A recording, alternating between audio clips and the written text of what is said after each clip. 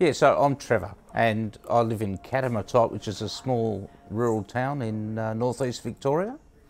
Yeah, so for about 20 years I had persistent pain in my lower back that came from a injury that I had at work, and it grew from just being in one location in my back to being all over my whole body. And as I went through that time in my life, I protected myself more and more over those 20 years to the point that I really didn't have a life, and I had lots of pain, so much so that I'd spend a lot of my time lying down.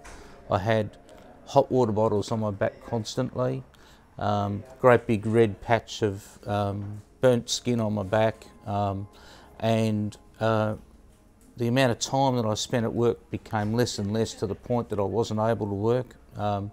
And I didn't have a life, and I was in pain, and it was really bad. I think pain education came along at a point where I'd just had enough of taking more and more medication and being more and more of a zombie, and I had to come to the point of saying to myself, there must be a different way. I went and did some pain education, and the difference that it made, it gave me a little bit of confidence to understand what was happening with pain in my body, and that there were other ways of dealing with it apart from just taking more and more medication. Yep.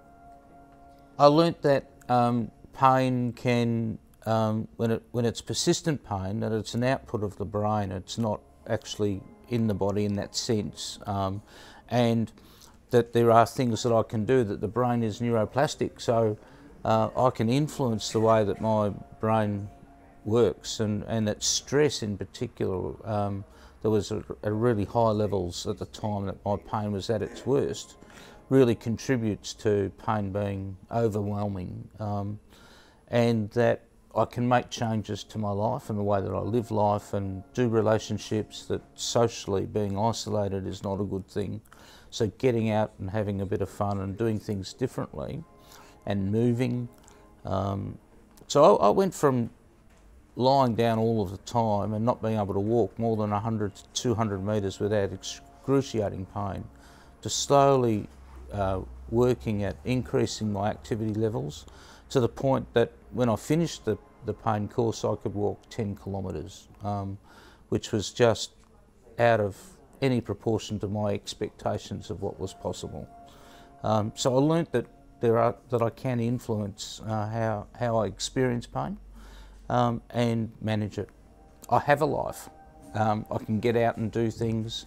I don't take any pain medication at all. My medication really is life. So going and enjoying friends and relationships, doing things that matter to me, going to hydro 3 times a week, walking most days, enjoying doing woodwork and playing the flute and all of those sorts of things is my medication.